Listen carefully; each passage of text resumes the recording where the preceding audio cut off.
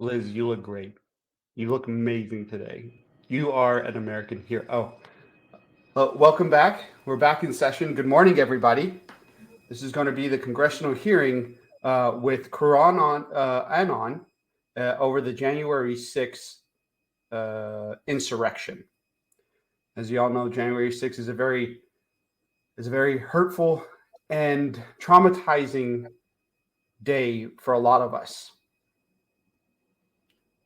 Mr. QAnon, thank you very much for joining us here today. We just have a few questions for you. Question 1. Why are you a terrorist?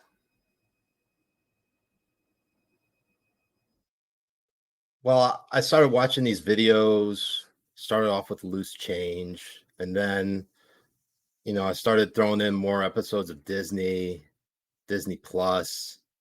Then I saw Mulan, and that really radicalized me. Mulan radicalized you. Mulan. Okay. Why did you show up on the Capitol on January 6th? Well, honestly, I lost a bet, fantasy football, They said if you lose the league, you got to go show up on the Capitol when they're trying to count the votes. And I got to tell you, I should not have drafted a place kicker first in the first round. Nobody does that in the first round. This was my first fantasy league, and I know that.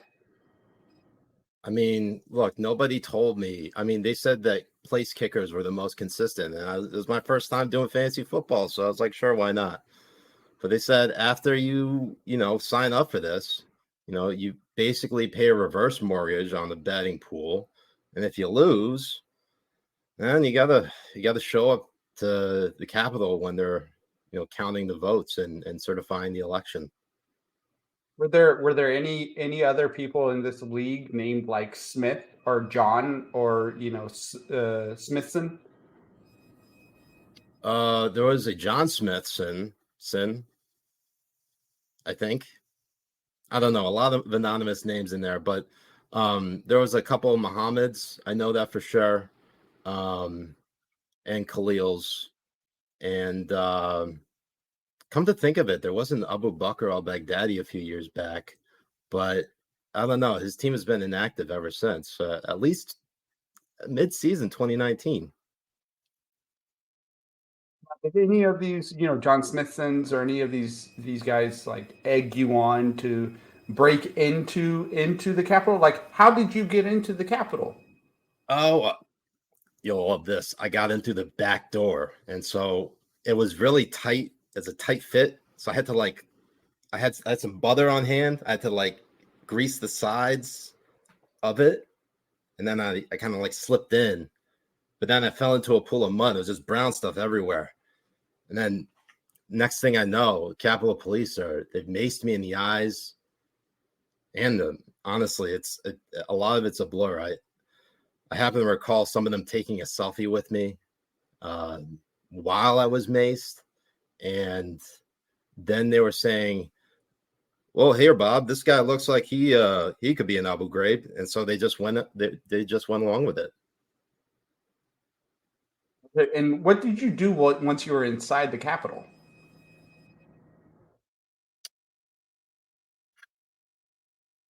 I took a shit.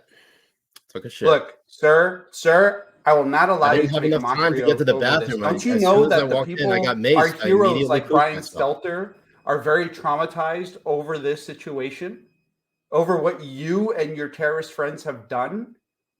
Can't you think of the journalists and what they may be going through? Your whole attitude has been unbecoming. This has been 69 times worse than 9/11, sir. I get it. I meant no harm. I especially didn't mean. Look, I meant no harm to my favorite journalist, Miss Owens.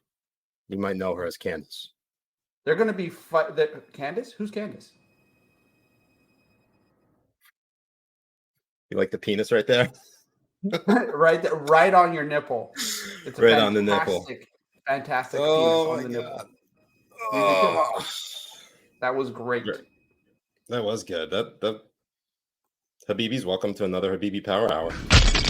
There's a lot of reason to be hopeful in 2020. But for God's sake, please take advantage of what's available. Solemn anniversary this week. And it is an anniversary of a violent terrorist attack on the Capitol. And then you have somebody like Elon Musk who walks around like some sort of renegade, going on Twitter, joshing with politicians. He has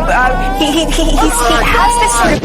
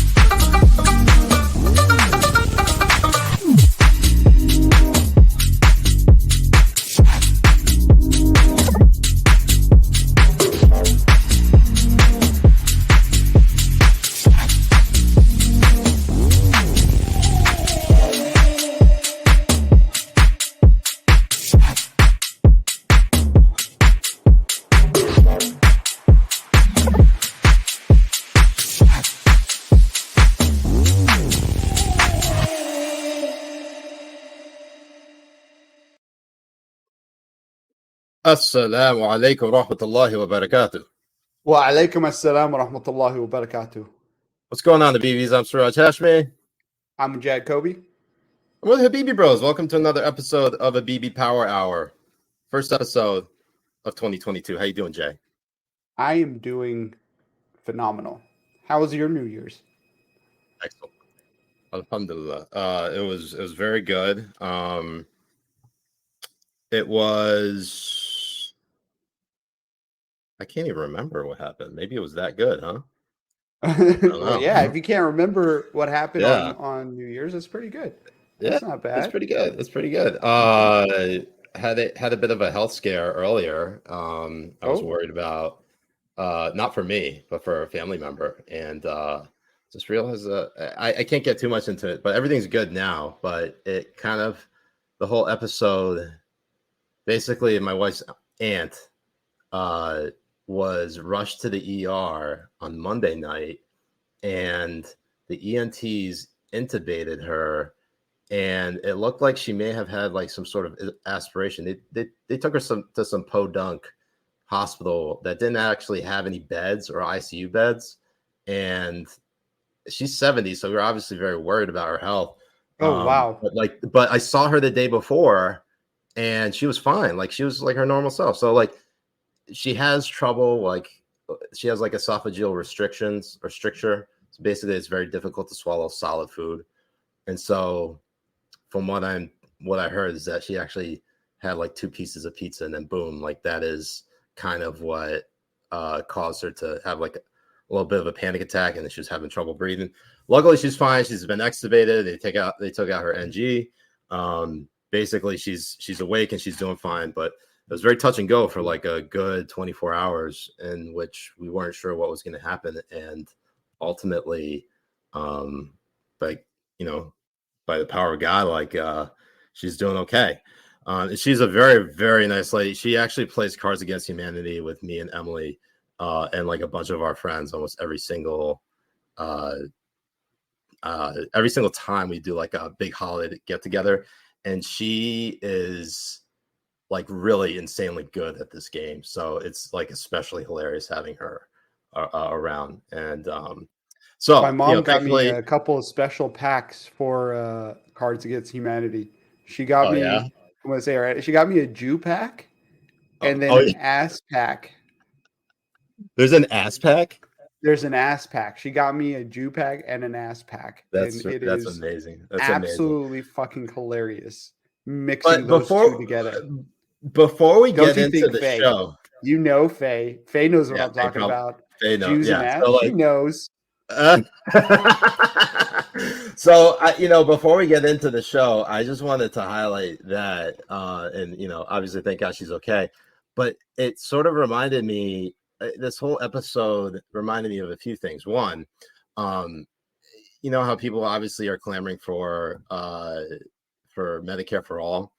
Right. Like our system needs reform, and Medicare for all would never solve this at all. In fact, it probably would make this worse.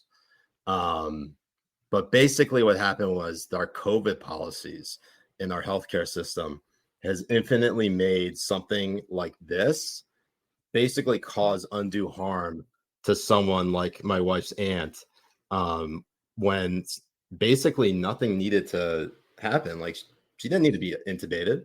And right. the way that sort of some of these hospitals work is that they only allow one person into the hospital room with that family member or loved one, whoever it may be.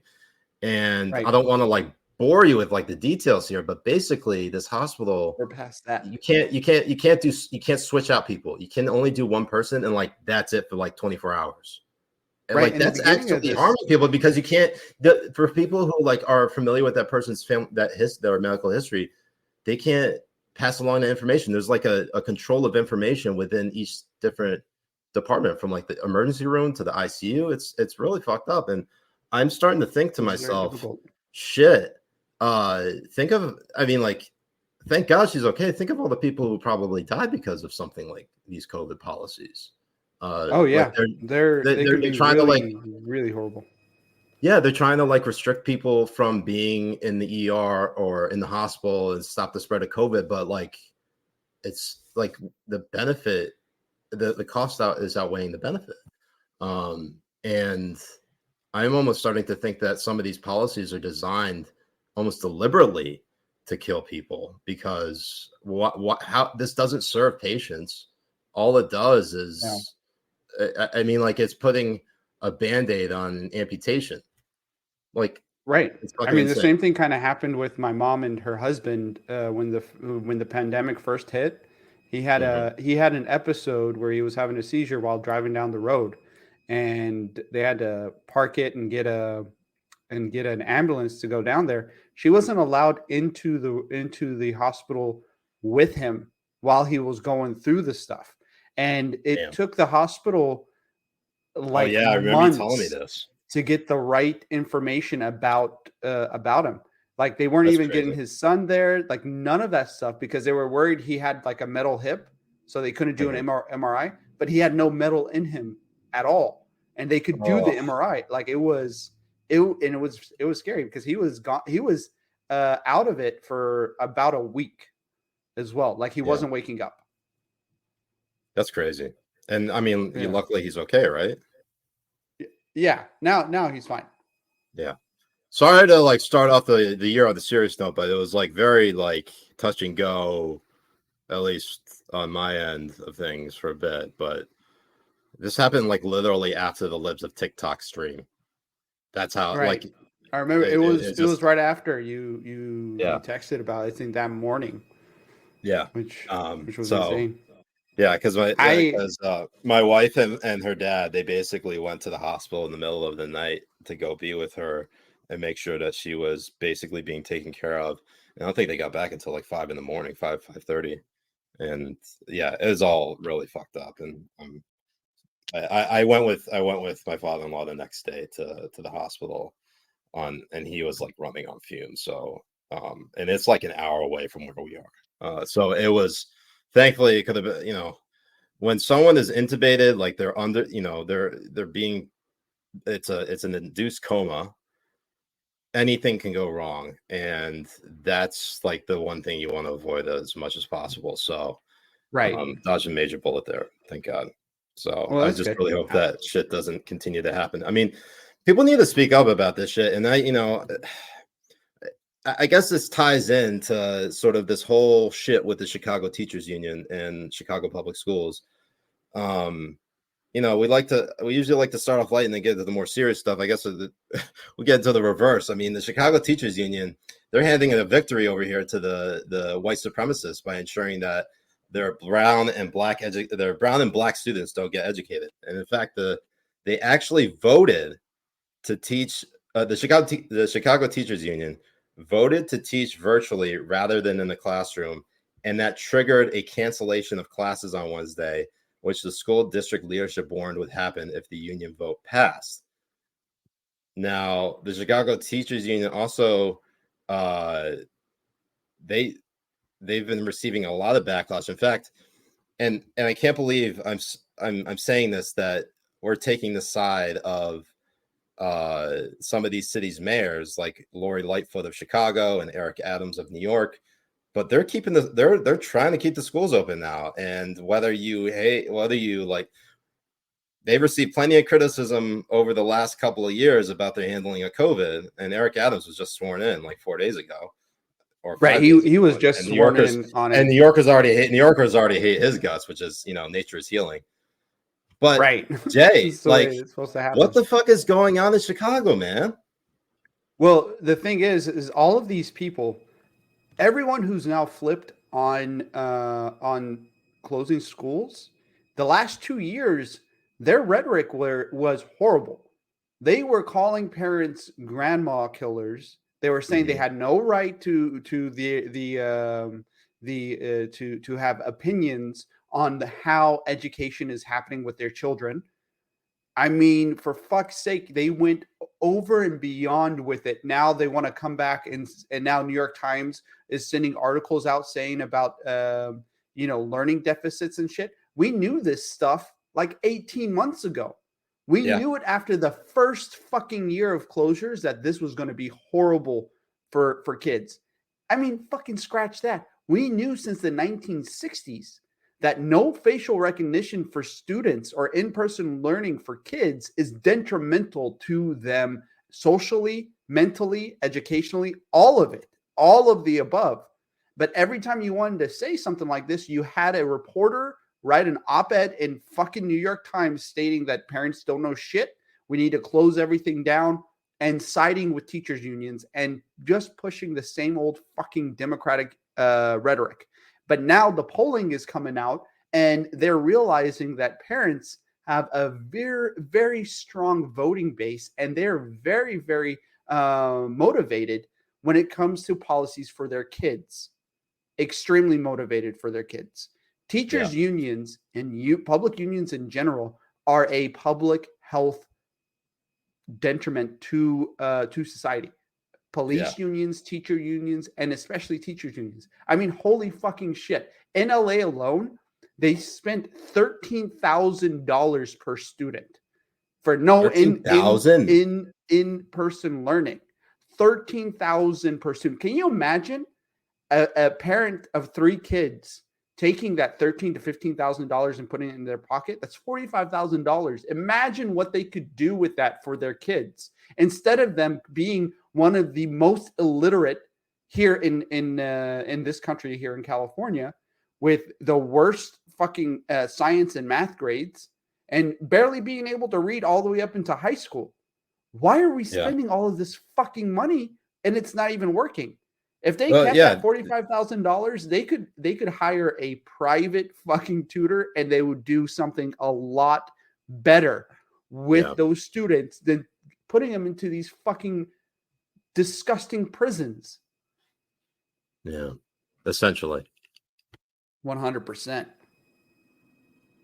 What are you drinking tonight, Jay?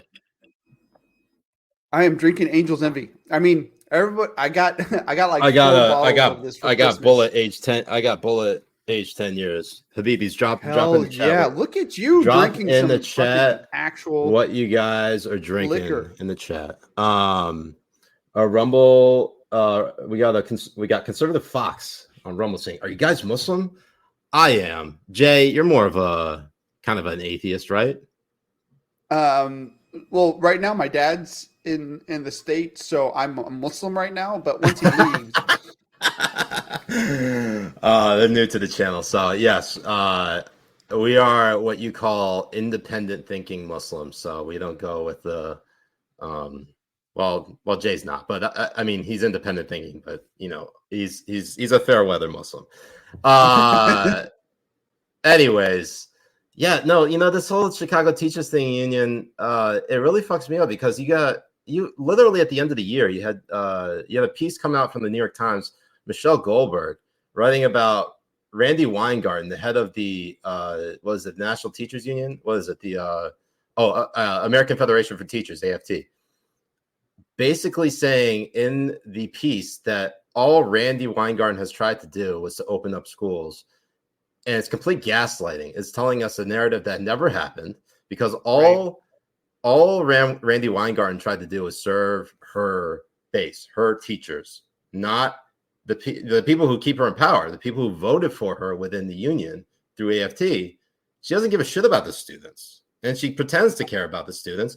And while this is all happening, there was a tweet, I'm trying to remember, I think it was at the end of 2020, where the Chicago Teachers Union actually tweeted out something along the lines of how rushing teachers back to school was a form of white supremacy. I don't know if Spencer has it. Maybe you could search for it, but it was one of those things where like I found it and I think they ended up deleting it because it got ratioed into oblivion. But like this is like the mindset we're dealing with here because they specifically say anything that happens that I am opposed to is white supremacy. I remember seeing a tweet from Nicole Hannah-Jones, I think responding to Eugene Scott sometime in late 2020, basically saying along the lines of white supremacy is adaptable. It basically, like, that's the beauty about white supremacy. It adapts. Like, it's basically saying white supremacy is whatever I want it means, whatever I want it to mean. Right. White supremacy is whatever I want it to mean. And that has basically become the goalposting shift that we've seen from a lot of people on the left, but particularly academics, because they supposedly have these PhDs, they have these master's degrees, they're very self-righteous, very arrogant, and they're condescending in how they speak to anyone else who isn't on their level. Who doesn't have a degree or understand that stuff. And to your point, somebody who opened my eyes to this a lot was Batya. When she's going on, she's really bringing forward this idea that a lot of these people, they're bringing and they're putting language on to insult the working class. They do it. They do it intentionally to insult them. And that's what they were doing with the parents. They're like, you don't know math. You don't know shit. You don't know, history and stuff. Why do you get a say and stuff? And it's like, bitch, it's second grade math.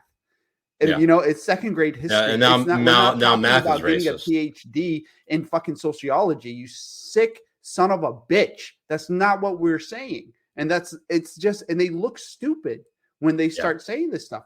They went all the way to the point where they're calling parents terrorists. They were calling them domestic terrorists for coming into these meetings and voicing their concerns. Coming on. So thank you, Spencer, for finding that tweet. The Chicago Teachers Union, December 8th, 2020, tweeted, "The push to reopen schools is rooted in sexism, racism, and misogyny." And Spencer also had there was a quote from the CNN article that I'm sure he'll pull up in just a moment. But basically, these teacher unions, again, this is the quote. In the CNN article, it says, quote, "Even though school was canceled for Wednesday, some educators tried to log on to the remote teaching platforms only to discover they were locked out," according to the Chicago Teachers Union Twitter account, which we just read from before. So, Jay, this is straight up sabotage. It's no longer just about public health or trying to protect people. It is either one, straight up incompetence, or two, and there are only two possibilities, downright maliciousness, in that they are all so evil they would rather serve their own purposes, their own selfish agenda, than actually teach students about anything. And that's 100% right. Essentially. For those of you who are new to the channel, though, for those of you who are new to the channel, anytime I say essentially, or Jay says 100%, or vice versa, you got to take a drink. Chris Kinder with the super chat says, Siraj and Jay, please tell people in the chat I am not that mean anymore. Thank you, Chris. People in the chat, Chris, he's not that mean after, a few beers. Carlos, welcome back. Carlos says, has no one realized that the way to defeat the teacher union is the teacher confederacy?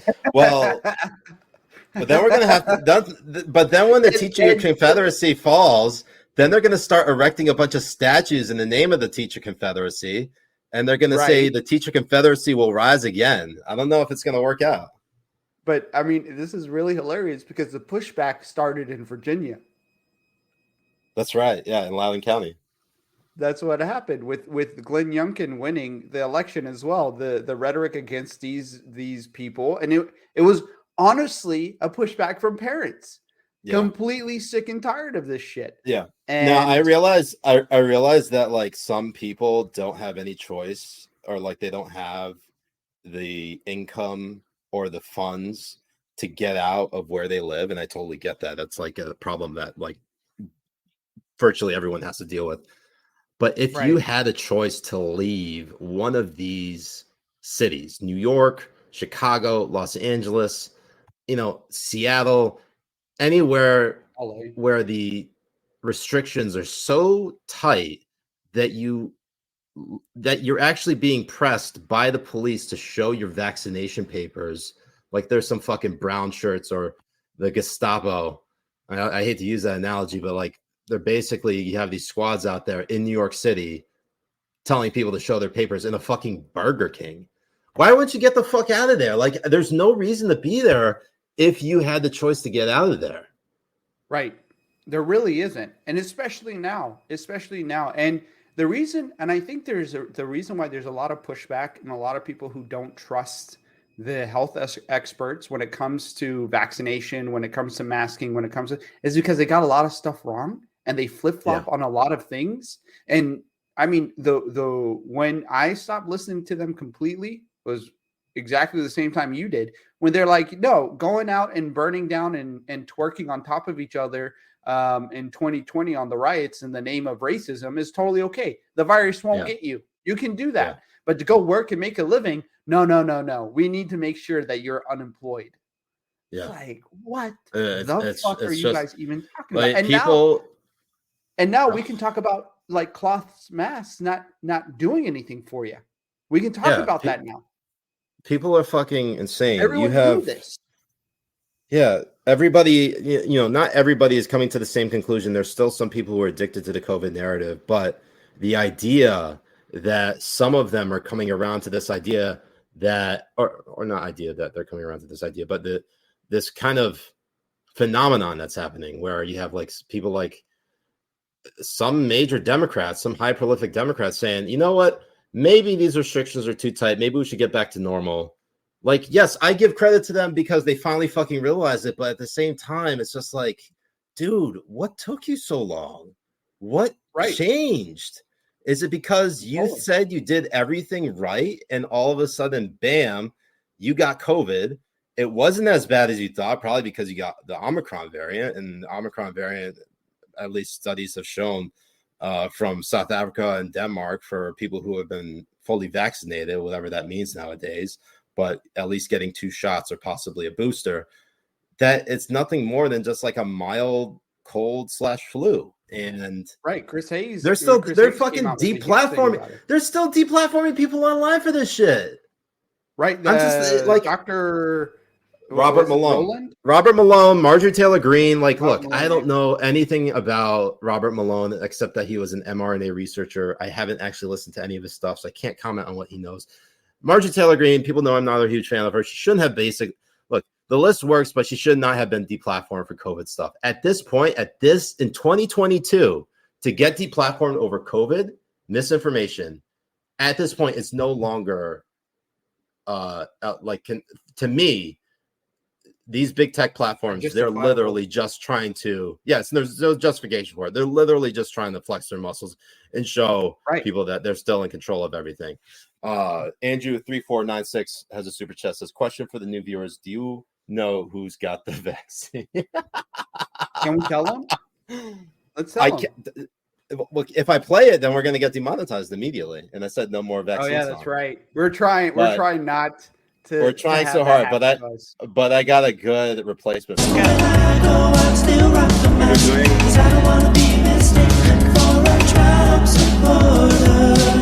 That second dose in the with body aches and a fever of 102. But I would do it all over again just to chill with my friends. This is much better. I'm vaxxed, wearing slacks, I'm going out take order. Okay, very good. Okay, very good. Okay, very good. So good. Too good. Yeah, that's as much vaccine song as you're gonna get, unless you pay $69.69 in the super chat or Rumble Rants. Or Rumble Rants. Offer still on the table. Subscribe to our platinum tier on Patreon. Patreon.com/Habibi Bros. That's where you can go. Jay, okay. I'm sorry, I got off topic here, but back to sort of the deplatforming here. Yeah, they just like took Robert Malone off because he went on Joe Rogan? Yeah, apparently they haven't told him what the tweet was, and to be honest, they don't always do that. Like when I was first kicked off, they didn't email me the tweet. They didn't tell me why it happened. None of it, nothing. And then 14 accounts later, I've only had them tell me the reason like four other times on why I was kicked off. And those were only because of ban evasions. They found me out. And we have all of this new information showcasing that cloth masks don't do shit. Showing all of these things that got you deplatformed before talking about it, like it's just like the flu. All of this stuff, people are now. It's coming more mainstream. I mean, the worst one was the lab leak theory when they were deplatforming people for discussing that, because that was the quickest one to come into the mainstream. That like, yeah, this could be it. So it just goes to show that they were deplatforming people just because they were not following the narrative. It really didn't have anything to do with misinformation. They didn't give a shit about disinformation because they amplify disinformation from a lot of fucking people. As long as they're on the right side, as long as they're on the right side, they will amplify your disinformation. Let me show you. Care about it. Fucking Rachel Maddow and Joy Reid lie on that platform every fucking day. Like with no there, and it's actually really funny because I've gotten a lot of flack from people saying that I'm spreading vaccine hesitancy. Which is really funny. Like some people are actually blaming me for the deaths of people for not getting, for COVID or not getting the vaccine. And look, people are also blaming me for the January 6th insurrection, but we'll get to that in just a few moments. I want to highlight this piece from The Atlantic because, believe it or not, this is. When you search Robert Malone, this is the top hit. The vaccine scientist spreading vaccine misinformation. Oh, Jay, I don't know. If you go to Google or if you go to any of these other websites, these search engines that have as much influence as, say, a Google, maybe Bing. I don't know. Fuck, I don't fucking use Bing. Bing. Who the fuck uses Bing? I mean, basically, you have to know that the cards are stacked against you. If you are looking to get accurate, truthful information, you cannot find it online anymore because there is a concerted effort. It almost feels like a fascist effort because it's a lot of coordination between the government and private enterprise, say like between Google and the US government, and that they would put out an article like this one at The Atlantic, and The Atlantic would get bumped up to the top when you search up Robert Malone. I'm not even bullshitting you on that. Look at this. This is the very top hit. The vaccine scientist spreading vaccine misinformation. Now, if you believe in science, which the left supposedly says they do, science isn't about being fucking married to what already exists. Science is continuous discovery, and sometimes scientists can be fucking wrong. I mean, do we not remember when scientists and doctors were recommending that people fucking smoke cigarettes? They can be wrong. Do we not remember that at all? Well, they were wrong Are about people cholesterol. fucking They were dumb? wrong about sugars. They were wrong about tobacco. They can be bought for their fucking opinions and their expertise and shit.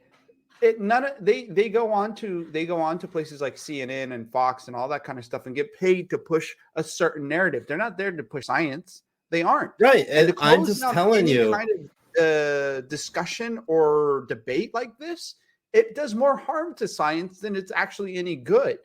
Right. It's just like, look, there was another story that we talked about a couple weeks ago. It was like the Great Barrington Declaration. And it all stemmed from the emails between Francis Collins, the former NIH director, and Anthony Fauci, the current director of the NIAID. And basically, Collins was directing Fauci to essentially 100%. You saw me drink, you piece of shit. I didn't see you drink, but I definitely drank because I wanted to. They basically went behind the scenes to try to corral a news publication to take down this Great Barrington Declaration, because the Great Barrington Declaration questioned the approach to which the United States was adhering to and how to combat COVID. And that was massive lockdowns everywhere, as opposed to focused. It was like more of a, focused on the vulnerable populations, like the those who were immunocompromised, those who were old or morbidly obese, those who had comorbidities, and ensuring that, if anything, those people were protected, and the greater population, like you and me, Jay, could just go ahead and live our lives as normal. Like much like you see in Florida, because if you've ever been to Florida during the pandemic, it's like COVID never happened. And that's and that's crazy to think about, considering what we're seeing throughout the rest of the country. Right. And there's another report that came out that is very, very terrifying, that fentanyl overdoses between the ages of 18 and 35 are at an all-time high. And it's even high. The whole thing is higher than COVID deaths. And 18 to 35, you're actually at a very low risk for COVID. Yeah. These lockdowns have done worse between those age groups, and their depression, their anxiety, their access to fentanyl and all that kind of stuff. And we're not even here talking about it. We shut down our fucking lives over this, and nobody is making a peep about fentanyl. No, nobody's up here talking about fentanyl. There's not a fentanyl counter on how many deaths have happened. This is something that is truly fucking preventable and that needs help. People need fucking help over this stuff. They need somebody to talk to. They need to be in presence with people. They need to have access to all of these certain things to help them. But instead, we're telling them to lock down, stay at home, and take as much fentanyl as you want. It makes zero sense that we have done this to these people. And now we're even doing worse to kids, ages 5 to 12. K through 12. We are absolutely destroying these generations. So over Faye, and then we have to, and then we silence everybody else. Faye says science can evolve. That's why COVID guidance always changes. Says the same people who insist doctors are never wrong. There was another comment. Nate Beebe says, does Siraj actually live a normal life? Yeah, that's debatable. Janet says Christina Pasha Savage Swallow on Twitter today. Yeah, because I think Swallow was photographed not wearing a mask, and I can't recall exactly. I think he was in the red state too. I think he was in Florida.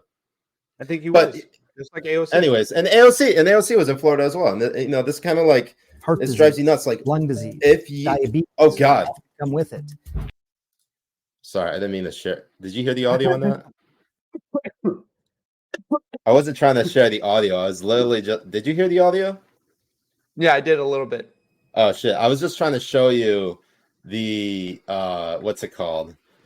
Oh, there's the Christina Pasha tweet. Says if Swalwell truly believed his own rhetoric about COVID, Florida and mandates, he would not take his maskless, unvaccinated baby to Lowe's Hotel South Beach during the Omicron case surge in Miami is not hypocrisy, it's hierarchy. Another thing to note here, and that's very important, is that as we are going through this Omicron surge, which, by the way, Jay, I don't know if we have many recorded deaths. We certainly don't have the same level of deaths, despite the number of cases, and we certainly don't have the number of hospitalizations that we did in the past. In spite of that, you still have the entire media's focus on Florida. I think I recall a particular statistic saying that COVID cases surged, and correct me if I'm wrong, 669%. Very nice. Very nice. Everybody was focusing on Florida. Nobody gave a shit about the rest of the country. And people were questioning Governor Ron DeSantis' absence or supposed absence when he was with his wife, who is going through breast cancer treatment, and not even questioning when President Joe Biden went to fucking Delaware for Christmas vacation. Like, I'm sorry. Is Ron DeSantis the fucking president? They didn't say shit over it. Nothing. It is absolutely fucking hilarious. It's so funny. They go after DeSantis because they're terrified of DeSantis. They are absolutely fucking. They're literally turning this man into president. Yes, he is getting more popular within Florida over his handling of COVID compared to Biden and the rest of the Democrats who are doing it.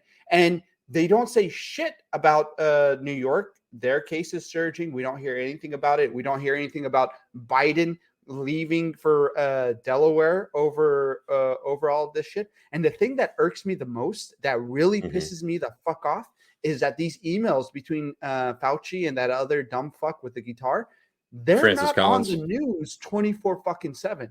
They need to be on the news 24/7. Well, no, I mean, I am going to push back on that because I don't think they need to be on the news 24/7 because, again, I think, well, Francis Collins is retired, so he doesn't need to be on TV at all.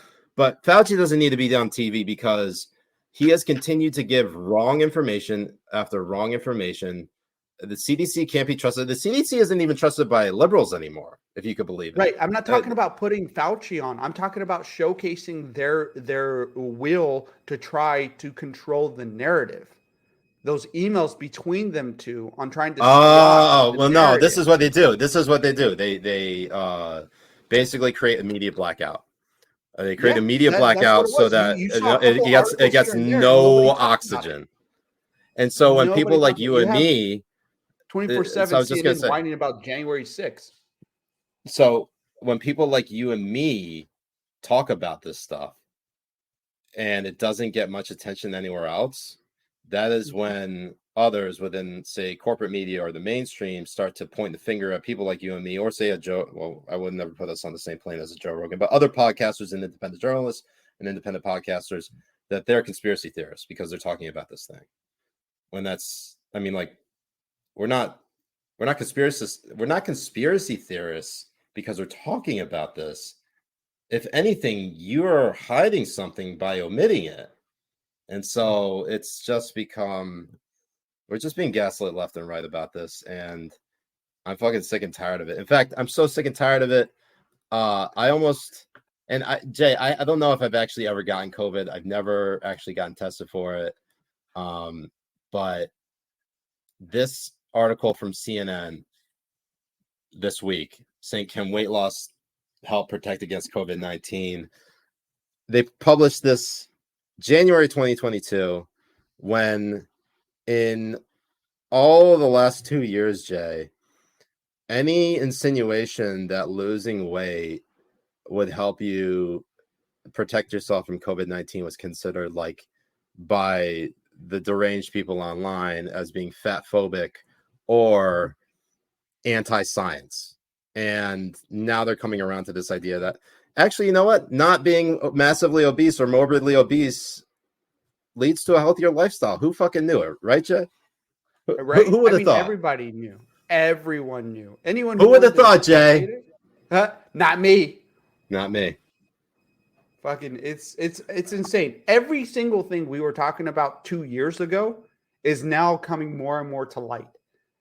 And this is a huge opportunity for independents and for Republicans to take the reign on this narrative, to push on the fact that they wanted to ruin your children and their education. They wanted to ruin the generations between 5 years old all the way up to 35 by locking everything down. They wanted to ruin your fucking life, and you need to push on that fact over and over again. You have to. And the fact that nobody is doing this right now is insane. We're in an election year. They need to be playing this shit on repeat from today until November. Yeah, and it's insane. I mean, you got we're gonna talk about this in a few, because obviously there's it's kind of a when we get to our winners and losers, we're kind of shed a little bit more light on this. But I thought it was interesting that now there's rumblings and grumblings, Jay, within certain parts of the corporate media starting to question and wake up to this. And while it is a welcome surprise, at the same time, I'm frustrated because, again, what the fuck took you so long? So this whole thing over DeSantis, who was supposedly missing, thinking he had COVID. I mean, like, literally going to like the worst possible place that you could think of, thinking, and honestly, a lot of people cheering for this stuff to happen. Basically, they have Nikki Fried here, who's running for governor as a Democrat, saying, as governor, I'll show up. I mean, I quote tweeted her, and I was like, I honestly said, bitch, shut the fuck up. You're not going to be anywhere. You're not going to be elected on anything. Bitch, just shut the fuck up. This person is fucking, it's just so retarded. It really is. It's stupid as shit. But our main story tonight is that, Jay, tomorrow's your birthday.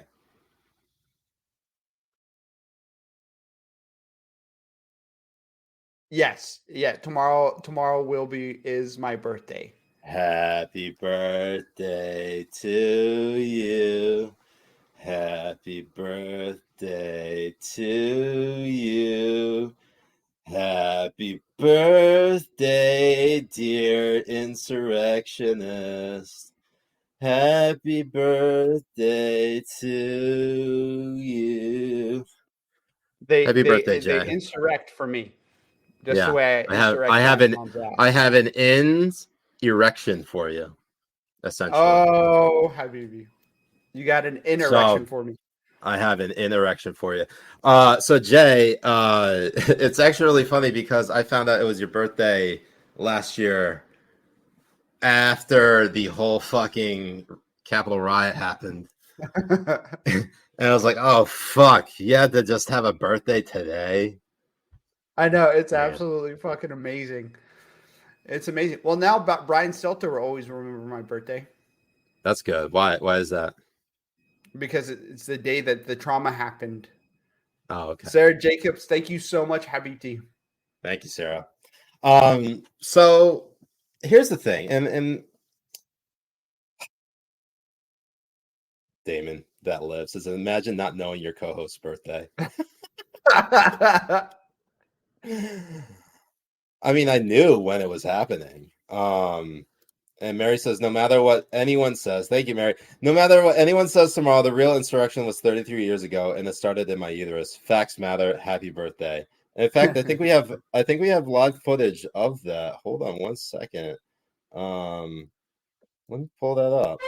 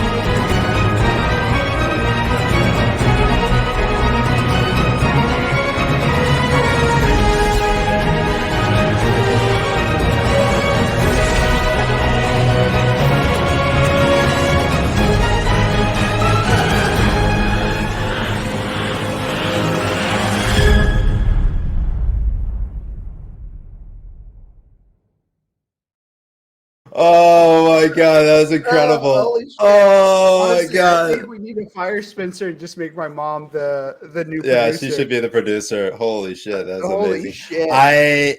So Mary sent that. And to be honest, this is a person who called me, who I spent literally like 2 to 4 hours on the phone with to connect Bluetooth to her new car. And she was able to do this shit. Like, it's mind blowing. That's incredible. Now, she edited that whole thing.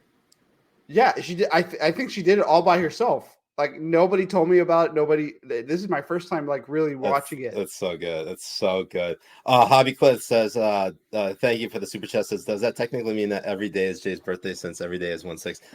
Yes. Yes. That is what the New York Times wrote about how every day is January 6th. And I now have to wish you a happy birthday every day for the next forever and rub my nipples for you on camera to the light of the Habibis. But on top of that, I also have to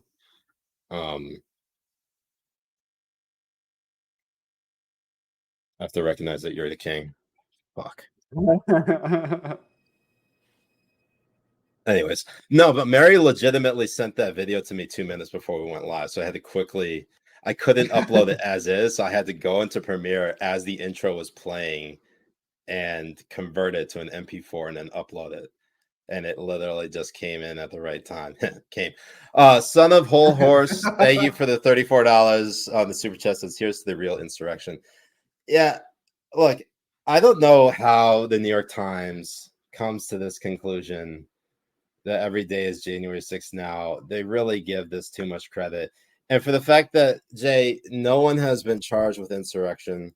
The feds supposedly captured or arrested this person who planted a pipe bomb on January 5th, which today is January 5th to be the 1 year anniversary of that person planting a pipe bomb, which didn't go off. There were 2 pipe bombs, I believe, near Capitol Hill. We still don't know any information about that. We have actual footage.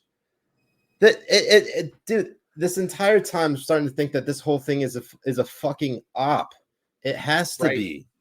There's no other way.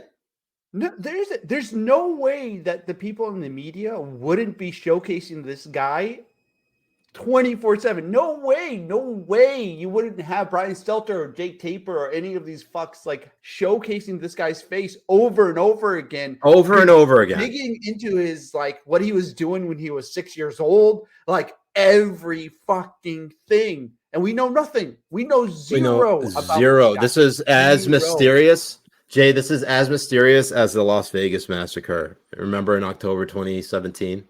Yes. Jordan Schachtel tweets earlier today, the January 6th pipe bomber is the ultimate litmus test. Once you accept the probability that he's a Fed, your entire outlook on the state of our nation must accommodate the reality of an administrative state that is actively seeking to destroy the principles of the American founding. Look, I didn't read that tweet before now. Sounds legit, because why else would you keep this person's identity a secret if they are not a Fed? If they're not a Fed, and you don't have any information on this person, something is incredibly sus. All of the stuff that happened that day is very sus. The guy who was like encouraging people to go into the building, pushing people for it, like all of that kind of stuff was pretty fucking sus to begin with. The whole thing really, really, really, really is sus as shit, and it is nowhere near the catastrophic event that these people want to try to make it out to be. Nowhere near it. And I swear to God, there's a lot of just lying about it, just overhyping it, and it's so disgusting. It really is. Yeah. It's so disgusting. So for those of you who are about to get ready for the 1 year anniversary of January 6th, the quote unquote Capitol insurrection. And by the way, the term insurrection, it's actually interesting because Kazakhstan literally had an insurrection just like in the last 24 hours. No one's talking about it.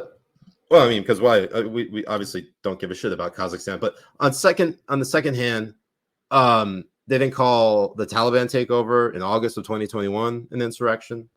No, they basically called what was at worst a riot an insurrection. But it gets worse. It gets worse because Jay, this clip here, this is very I wouldn't say disappointing because I personally don't like this person, but surprising considering the source. Solemn anniversary this week, and it is an anniversary of a violent terrorist attack on the Capitol, where we saw the men and women of law enforcement demonstrate incredible courage, incredible bravery, risk their lives to defend the men and women who serve in this Capitol. We are grateful for that courage. We appreciate the selfless sacrifice of the men and women who keep us safe. Jay, fucking Ted Cruz called January 6th a violent terrorist attack. 69 times worse than 9/11, basically, essentially. 100%. Look, I get Ted Cruz is trying to run for president in 2024. I get he's a senator. I get he was on Capitol during the Capitol riot. But to call it a violent terrorist attack, Jay, we are living in a clown world. Clown world. Cancun cruise. What the fuck are you talking about? In order for, look, even if you don't trust the FBI, which I don't, and you take everything they say with a grain of salt, consider the possibility that this thing that they say right here is true.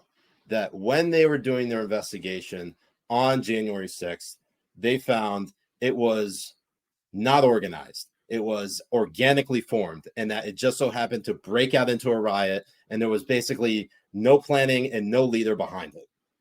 How could you call that a fucking terrorist attack? These people walked in to the Capitol, took selfies. Yeah, they beat the shit out of a few Capitol police officers. You know that, right? But at the same time, it's like it's not all one and the same. Like it doesn't. It's a very messy, very gray, complicated situation, and the way that even some of these people have been found guilty of even just trespassing, shit. In the lead up to their convictions, or at least their verdicts, they were held in solitary confinement for fucking trespassing. Fucking trespassing, Jay. Look at us. This is the country that we've become. I know. And I shit you not. This drives me insane right here because I took a picture of this yesterday. I can't show it out because it has someone's license plate and I haven't blurred it out. But it was basically when I was parked at the hospital yesterday, out in the boonies, I saw some woman walk to a car that had a bumper sticker that said, "Make 1984 or make Orwell fiction again."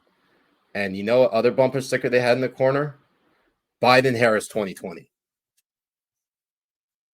Just, Jay, I want to die. That is seriously. I don't understand how. I mean, like, you have the Attorney General Merrick Garland going out there today saying that they're going to prosecute anyone who is either there or not there at the Capitol riot. Or no, they're going to use the term insurrection. But what do they mean? They're now going after people. Yeah, they're going after people who quote unquote inspired it. People are fucking blaming me for the fucking insurrection. I said nothing during like. Oh God, it's one of those things where like they are literally trying to penalize and punish people who just don't think like them. That's where it is. That is where that's where we're going. It is. It really is. They want a police speech so badly to the point where they're going to make it out like anyone saying anything that will remotely sound like insurrection speech, they're going to go after you. When you say rise up, when you say don't take this anymore, when you say, hey, they don't care about you, hey, get this into your own hands, you know, whatever kind of rhetoric they're going to look at, they're going to say you inspired it. And they're going to go after their political opponents for it. And this cannot be the United States. This cannot happen here in the US. And they want this to happen. They want this. They want it with their voting bill. They want it with hate speech. They want it with how Merrick Garland is going to be going after people who were there and not there during the insurrection. It's all to squash political Jay, but you gotta hear their political side. Let me push back. Let me push back on something. Fucking done. Let me push back on something. Stop and look. I'm not going to police anyone's speech, but like, we need to stop calling it an insurrection because it wasn't a fucking insurrection. Just propagating that term makes people think that we think it was an insurrection. It wasn't an insurrection. Nope. I call it a Capitol riot because that's what it was. And people need to understand the fact that, like, when this shit happened, it was a bad day, but it wasn't like, look, the attempt to rewrite history that's been going on to today. They call it worse than 9/11. They call it worst attack on democracy since the Civil War. You know, all of this shit that you know for a fact isn't true. And if you say anything to contradict that, they're going to send the fucking feds after you. That's how bad it's gotten. Like it is. I do not recognize this country anymore. I'll always be proud to be an American. I've always hated the government, but like, man, the government is really weaponizing the shit out of this and using it to punish people instead of going for people who probably deserve to be locked behind bars. I don't know. It's just, I'm exasperated at this point. Fuck it. Spencer, get in here. I'm going to go get Earn. Don't get in here. Don't. God damn it.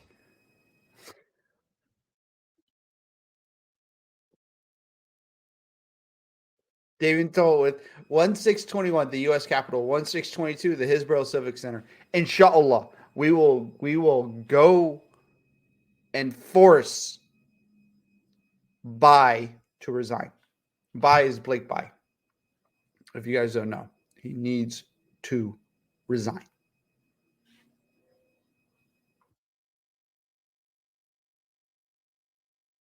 Oh, after watching that video, my mom is going to be the new producer of the show. No, I'm just playing. I can't have her to be the producer of the show because there's videos that she has to like tie it together. And I'd rather melt Spencer's eyes than my own mother's eyes. Get in here, Spencer. Get in here. I can't say no to my mom. What up, Spence? I'm back. Look. There you go. Yeah, I muted my mic, dams. I know you did. I was like, it has to happen every fucking time you come in because, hey, this is a show filled with boomers. We're all boomers. It doesn't matter what age group we're in, we're fucking boomers. And it happens. It's amazing. Honestly, I wonder if my mom did get somebody to help her with it. I don't know. I mean, I think it was made on iMovie, so like you have like the preset things where all you have to do is add pictures. So I don't know. It's the bourbon, Mom. It's the bourbon.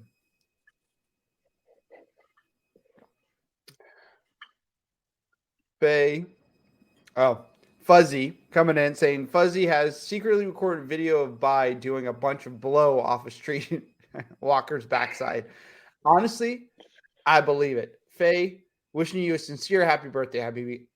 Faye, thank you so much. And thank you, everyone, and all the other Habibis who wished me a happy birthday. Thank you all so much. It does mean a lot. Even though, like, you know, I come from an immigrant father. We don't really celebrate birthdays that much. The only thing we would do is once in a while go to Chili's for a birthday. And that's why I always thought Chili's was like an upscale fucking amazing restaurant. I thought it was like the top of the top that you could go to. And then I grew up and I go to places like Vegas and stuff. Look at you. Who would have thought? Not me. Yeah. Here's our one true president, the Earn. Who, by the way, I don't know, did I say it during the stream last week? about Ern's weight loss? I think you have. I mean, we can all see it. He looks. Yeah. So Ernie lost 20% of his body weight just in the last year. And ever since he moved down to Florida with me, he lost 2 of those 3 pounds. So he lost 3 pounds. He was 15.5 pounds in October 2020. And then he measured in at the end of December 2021 at 12.2 pounds. So I'm very proud of this little buddy. He's running all the time. He's very fluffy, and I love it. Looking nice and slim. Yeah, his joints are thanking me for it. But he still looks thick because he's just very fluffy in general. But man, before we get to our winners and losers, there's one final story that we want to touch on, and that is on Elon Musk, who apparently he has a fucking what's the best way of putting it, Jay? He's got a Tesla showroom in Xinjiang province in China, right where the Uyghur concentration camps are, or these re-education camps, or these work camps, whatever you want to call them. Basically, where the Uyghur genocide is taking place. And just like a week or so ago, or a week or two ago, Elon Musk was out here dunking on Elizabeth Warren, calling her a Karen, and like conservatives were just lapping it up, just eating it up. And I enjoyed that shit too. But then he turns around and does this shit. Elon needs to explain himself. This is fucked up. I don't know how you look. Batia said it best, and I actually am going to play that segment because it is one of the things that's probably, in spite of this idea that he is so supposedly a renegade in America, he's no better than the rest of them, unfortunately. Thank you so much for covering this, Leland. There's just so little attention paid to the genocide of the Uyghurs, and it is so unconscionable. I completely agree with you. For Jews like us, this is something that really brings back the Holocaust. You see concentration camps, forced sterilization, people having their heads shaved before they're put on trains and disappeared. I mean, it's really atrocious, and nobody wants to talk about it. And then you have somebody like Elon Musk who walks around like some sort of renegade, going on Twitter, joshing with politicians. He has this sort of bad boy attitude in America, like a kind of renegade maverick. And then he goes to China and bends the knee and now builds a showroom in Xinjiang, literally in the shade of these concentration camps. It's so deplorable. Right. Yeah, it is. It's so bad. Dan Wants Pizza, thank you for the super chat. Says we'll finally be able to see the difference of Ern's weight once you send out the postcards. That's a bit off topic, but yes, that's once you get back down to Florida, it's coming. Anyways, Jay, I was trying to drag Elon today on Twitter, and I haven't gotten a response, but there are people defending this shit. There are people defending Elon Musk in his being like, oh, this is just, part of the game. You gotta play by their rules. Like, no one is forcing Elon Musk. This guy is one of the richest men in the world. He was the Time Person of the Year. This guy doesn't need to make any extra money. He is a fucking probably trillionaire at this point. He's sending rockets to space on the private and having those fucking rockets come back and land on the launching pad. This motherfucker does not need to be setting up showrooms or do any business with China. He doesn't need their money. No, he doesn't. And most American companies don't need their money, but they're bowing down and sucking Z's dick. And Elon Musk is no different. He is a little bitch, and he will bow down and suck that dictator's dick in order to make a buck. Just like any other manufacturing company. He's no different than Nike. He's no different than Apple. He's no different than any of these other people.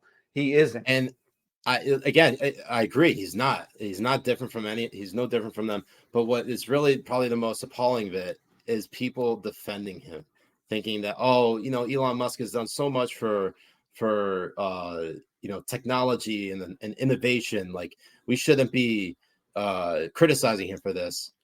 Like, no, he is the exact person you need to be criticizing for this, because if someone like him, who, as Batya said, there's this renegade maverick, doesn't need to do anything in order to prove himself. He's already proved himself. Why the fuck are you bending the knee to the Chinese Communist Party? This particular this particular reply to me says, I don't get this criticism. Shall nothing ever be bought or sold in Xinjiang? Are we calling for a blanket boycott of all commerce with China? Make an affirmative case for a policy or at least logically consistent complaint. Yes. Yes. Yes. There is such a thing. What we're calling for.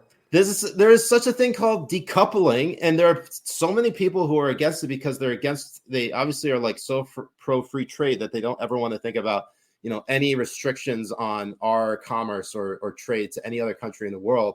Well, China doesn't deserve it.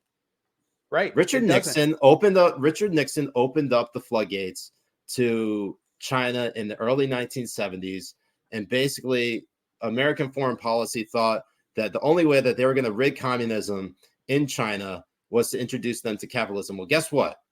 That shit didn't work. In fact, it basically fed the beast and made it even bigger and turned it into a fucking giant. Gave them more money. God. Now they have money now they're buying up all of our fucking debt. They're buying up all the islands in the South China Sea. They're buying up all the fucking ports and all these warm water ports in Africa. They're buying up they're even buying up a fucking port and a passageway in Pakistan of all places. And Imran Khan is just letting that shit happen. Imran Khan is later to like the 5th largest or like the top 3 largest Muslim country in the world. And he says fucking nothing about the Uyghur genocide. Like this motherfucker at the same time is, he's decrying Israel for like their genocide of the Palestinian Muslims. Like, well, bitch, where are you for the fucking Uyghur genocide? You don't give a shit. It's because China's in your back pocket. That's a fake fucking plea as well. There's no genocide of Palestinian Muslims happening on the hands of Israel. And there's an actual genocide happening on the hands of the Chinese government happening right now. I have tweeted and I've said, and I'll completely stay on this point, is that we need to decripple China completely. And we need the allies to stop doing business with them. That's the only way to cripple them. Yeah. The fact that we allow our products to be made in concentration camps over in China is absolutely fucking disgusting. We can go to Taiwan, we can go to India, we can get the fuck out of China and still make products cheaper than what they are here in the United States. But we need people to stand the fuck up. And Elon, they think that he is a fucking coward. He is 100%. He's a snake. He's a snake. Coward. He is a NBA, snake. He's a snake and coward. He's a snake. He's a coward. NBA, Nike, fucking all of these places that come up with these commercials trying to talk about diversity and caring about like the most unfortunate, all this type of shit, while they give billions to the Chinese government to go ahead and continue what the fuck they're doing to the Uyghur Muslims. We say never again. We are lying pieces of shit. That's what we are. Let's say never again. It's a huge stain on that. It's a huge stain. Other different genocides that we had happen, and we paid billions to the UN that was supposed to stop that shit. Yeah, it's just absolutely. Yeah, Faye says the U.S. literally just passed legislation forbidding commerce with Xinjiang. Well, apparently they probably found a fucking loophole, if anything. I mean, it's not like any of these corporations are now considered American corporations. They don't call it corporate. They don't call it corporate America anymore. These are global corporations. They have headquarters overseas for basically to get around all of that shit. And it's not like the U.S. government is going to go ahead and just fucking censor Tesla. I mean, you will find competitors to Tesla. I've already started to see a few electric cars start to bubble up. Rich Mountains, thank you for the super chats. They are purchasing farmland in Nebraska and Illinois. Yes, the Chinese Communist Party is actually buying up U.S. land. This is look, Jay. I am not like an alarmist, but this is something that this is like fucking Red Dawn. It's like a silent invasion almost, and people don't want to believe their lying eyes. It's crazy, right? It's absolutely insane. And it is. Up is down, down is up, black is white. Cats and dogs sleeping together, mass pandemonium. I hope you get that reference. I don't know if you do. But in the meantime, they have all this fucking, garbage happening with, in the news to try to make us think that, our democracy is basically on the fritz. Like, you have articles being published, op-eds published by former President Jimmy Carter saying how concerned he is about American democracy and how it's basically nearing its end. And all I'm thinking of is, yes, it's nearing its end, but not for the reason you think it is. And it's because China basically bought all of these people off. So, I don't know. Damon Toll says Siraj acting like Ghostbusters is a deep cut. I don't know. Some people don't know that. Jill Tucker tweets out, shut the whole system down. San Francisco teachers plan sick out as schools struggle amid Omicron surge. So now San Francisco is joining Chicago. What needs to happen? Pretty garbage.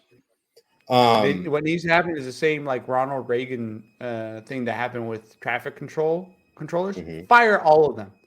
Fire every single public school teacher that doesn't want to go to school. Dismantle all of the teachers' unions and fire the shit out of all of these people. We pay taxes for a fucking reason.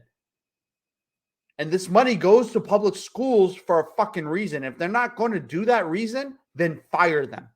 And this is why public unions are absolutely a disgrace and a fucking disaster. They shouldn't even exist. They shouldn't. They should not exist. As parents and as taxpayers, we should have more rights to say on what's happening with teachers and what's happening with the education, what's happening with the police departments and shit than anyone else. But they protect the worst of the fucking worst. It's time to fucking fire all of this shit. We have teachers that go in and talk about their sexuality to students, that come out to students, that talk about gender, that prey on students and prey on them and groom them. Yes, that's exactly prey on them and groom them. I mean, I think the industry that has the highest rate of pedos is outside of Hollywood is teachers. Yeah. So we have one more segment before we get to our favorite segment, and that is winners and gahbas. So you already know what a winner is, Jay, but for those who don't know what a gahba is, it's basically a whore. Losers. There are losers of the week. It's a horror bitch. We had to change it from Habibis and gahbas because we didn't want to start a fucking civil war within the Habibi community. So we're switching the name, winners and gahbas. So Jay, let's start off with your pick. Who is your winner and who is your gahba? Okay, so my winner this week is going to be Joe Rogan. Okay. One, he didn't respond or even acknowledge the tweets made by Ethan Clint. Who is my gahba of the week.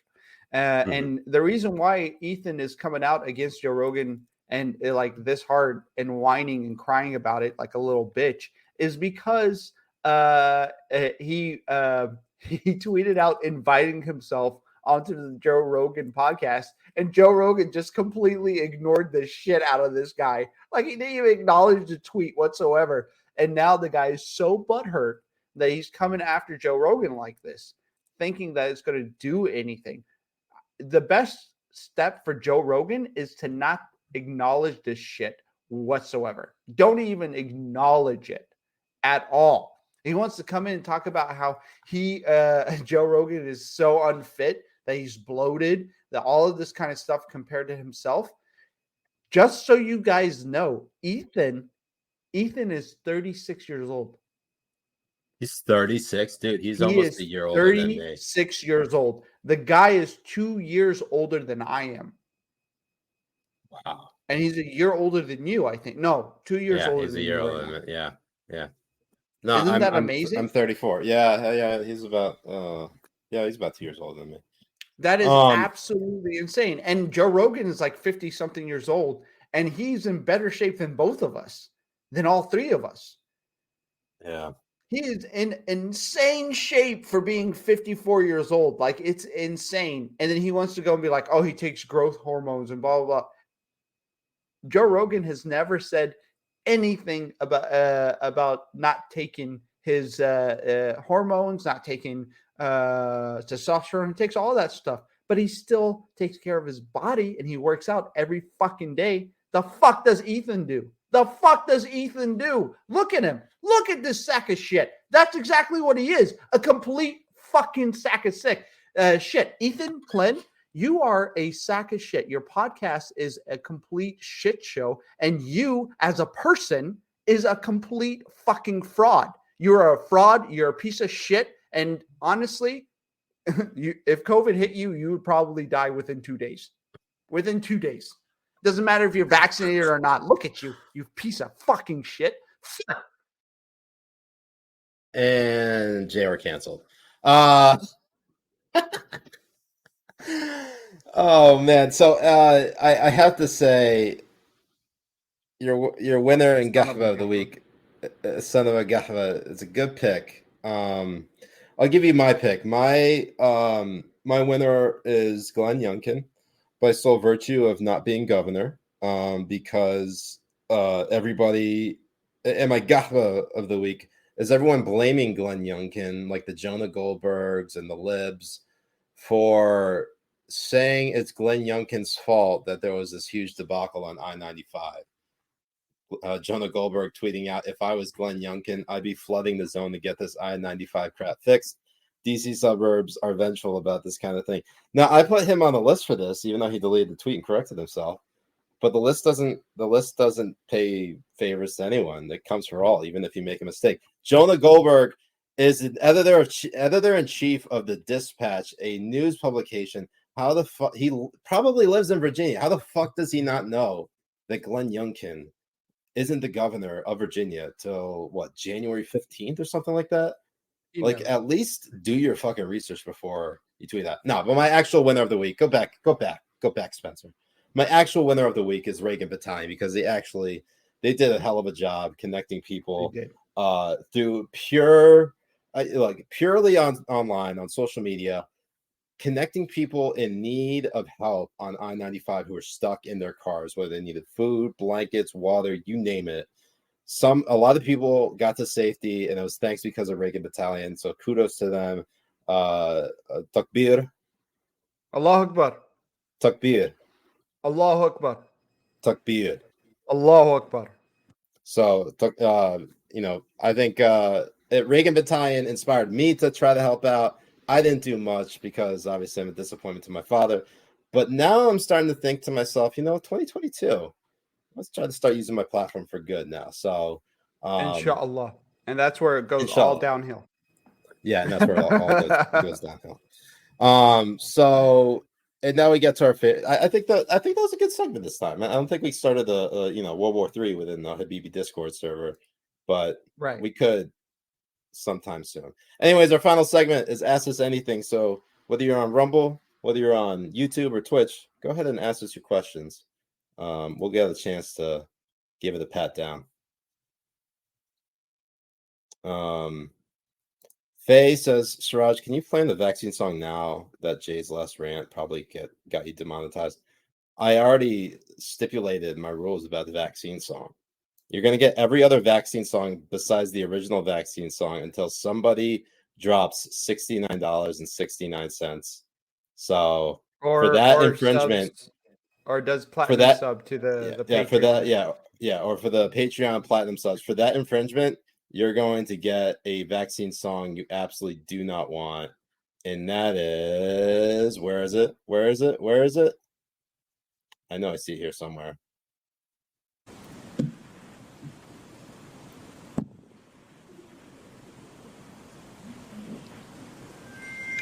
Bridget, let's end this emergency. I don't want a lot for Christmas, just body autonomy. I don't care about the variants because of natural immunity. I just want my freedom now. The Constitution will show us how. Make my dreams come true. And the state of emergency and acknowledge early treatment.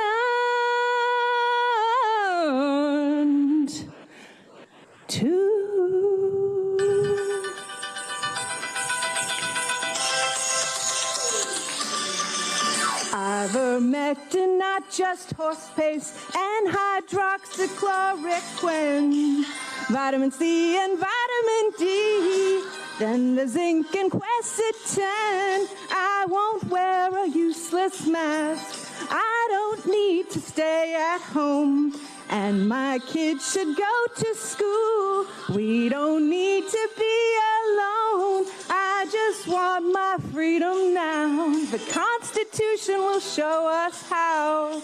Make my dreams come true. Baby, I end the emergency.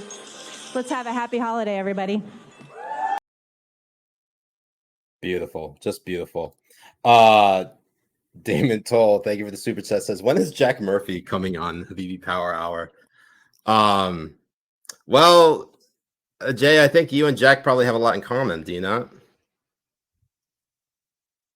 Wait, who's Jack Murphy? Okay, I don't need to get into it then.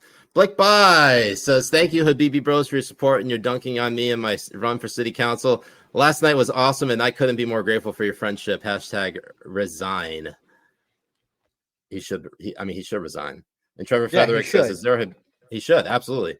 Trevor Frederick says, is there a Habibi band that can cover all the Vax songs? I mean, we'll have to, if someone's willing to step up, absolutely. Brad on Rumble says, how and when did y'all meet? Jay, how did we meet? We met on Twitter. My very first Twitter, we met there, and then from there, this is what it became. But we officially met in person. We officially met in person in 2018. With we were hanging out with Caleb Hall and a few other folks within the DC media circuit, and I think it was kind of like instant magic, right, Jay? I couldn't stay for very long, but like it was beautiful. It's a great time. Coffee Bird on Rumble says, why do you still use Twitter? Move to better platforms. Well, the reason we still use it is twofold. One, because everyone we know is still on there, and two, the libs are on there, so it is a lot more fun to it's actually a lot more fun to dunk and troll on people on Twitter, because they think they live in an echo chamber, and then we come in and just disrupt the shit out of them. Exactly. And I go, and while we don't like living in echo chambers, we use a lot of different platforms, but this one is right now it's the craziest website. It may not be the best website of all time, but it is the best website for what we're both trying to do. And we'll probably both get banned and arrested for it. In fact, I thought I was going to get banned the other night when I tweeted about how Ghislaine Maxwell getting the booster. I think I tweeted something along the lines that if she got the vaccine booster, like it was debatable about whether the vaccine killed anyone until now. Right. Until now. Yeah, until now. So, so yeah. So, we're like, I'm on Gather, I'm on Locals. I don't know about any other platforms, but I'm pretty sure I'll be on them soon if I'm not on there already. So, yeah, Frostbite on Twitch highlights the Locals. Oh my god. It's like the whole thing is so huge. Holy it's fuck. So big. That's so not big. What she said to you. Yeah, Fuzzy, go ahead and read that. I'm sorry, Jay, read that. Jay, birthday Taco Bell run at midnight. Is the window girl Tiffany going to stick a candle up your chalupa? Oh, and P.S. Go fuck yourself, you muppet. Well, Fuzzy, honestly, I'm going to be eating my Crunchwrap out of your mom's ass. Yum. That's my birthday gift. I love how you say that as soon as your mother, Mary, makes a comment in the chat. God damn it, Mom. I told you guys, you got to ban her from everything. Holy shit. She's going to be there with her binoculars watching me eat that out of your mom's ass. Look, I have no idea how your mom watches this show. But I don't either. If my parents watch this, they would disown me immediately. Yeah. Probably immediately. My dad refuses to watch this shit. Alhamdulillah. But I always think to myself, like every time you say something and your mom like gets involved, I always think like Jay saying like, "Mom, I'm hanging with my friends." So good. I do that on Twitter from time to time. I tweet out, "Mom, not in front of my friends." I gotta finish this drink, but any other questions for us on Ask Us Anything? Did we miss anything? Spencer, get in here. Did we miss anything? Nope. We got everything. Yep. And we did it in a relatively short period of time. We didn't drag on like we usually do. Surprisingly.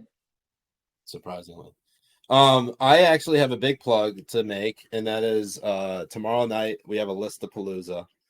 That is I'm probably gonna have to start early because it's gonna be so fucking long. But basically, you're gonna get a list for the last 2 weeks. You're gonna get a list for December 2021, and you're gonna get a list for all of 2021.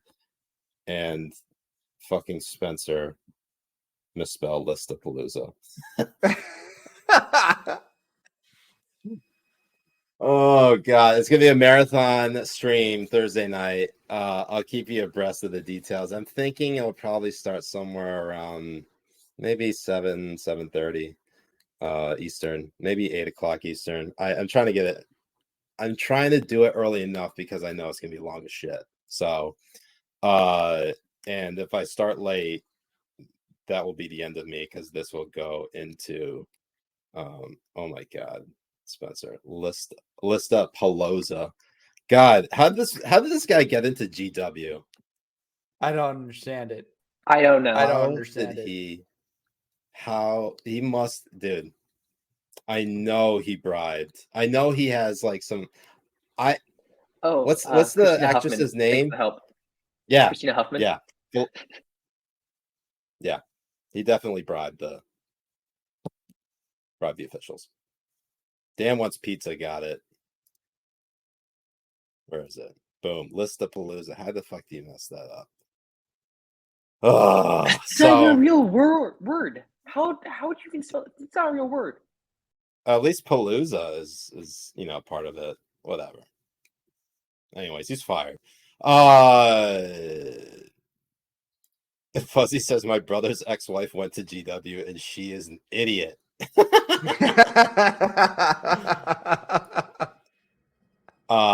Imagine not being Damon Toll says Libsapalooza. Libsapalooza. RD Crow 91 has a question for you, Jay. Jay, does your mom approve of your ass-based diet? Honestly, it doesn't matter if she does or not because I'm not here for my parents' approval. We knew that the day I decided not to become a doctor, a computer engineer, or anything that would make my dad even relevantly proud of me today. My lifestyle on Rumble says, which video platform is your favorite?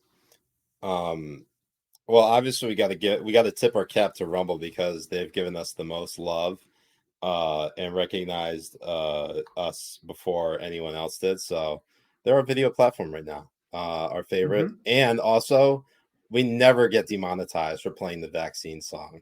So until yeah, basically. So yeah, that's our favorite video platform. Yeah. Anything else?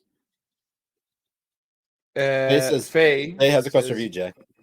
Jay, you're a jihadi. What could make your dad prouder? What could? Faye. Being a doctor jihadi would make my dad prouder. tending to the suicide bombers, checking on them, getting them get well cards. Get well soon. All right, Habibis. Well, that's been it. Whoa, hold up. Nate Beebe says, "Where's my earned postcard, you insurrectionist lib?" It's on its way, Habibi. Just give me some time.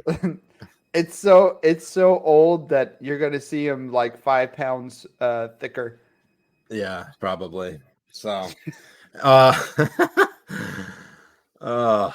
Anyways, Habibis. Oh man, we still got Boomer Friday happening. Well, our website's back up. We still have the promo going on, Jay? Yeah, it's still up. I think it should still be going. Oh, okay. Well, if you're interested in getting merch from our website, Habibis, just go to habibibros.us and enter the code Boomer Friday with a capital B and capital F when you check out, and you get how much off, Jay? You're gonna get 20% off, and any Habibis that go on to subscribe to our Patreon on the platinum tier, you will also be getting merch. Hell yeah. And it won't be like merch like me sending it, which will take a year. It'll be more like Jay sending it, which will be immediate. So yes. Anyone who signs up in the month of January for my birthday and the insurrection. Yeah. So anyways, well, good luck to all of you during Insurrection Thursday.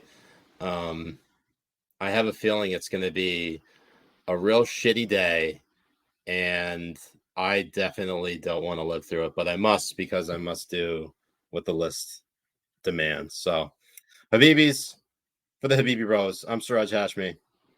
I'm Mujahed Kobbe. And this has been Habibi Power Hour. Special thanks to Spencer Sachs and Ben Morrissey for getting our shit together this week and making sure the show happened. And thank you to all the Habibis who have stuck with us and rode with us for now. Jay, we're about to enter year 3? We'll have been close to entering year 3 by April. Is that insane? I know, it's insane. It's fucking insane. Who would have thought? Not me. Love you, Habibis. Have a good night. Peace. Love you. Ma salama.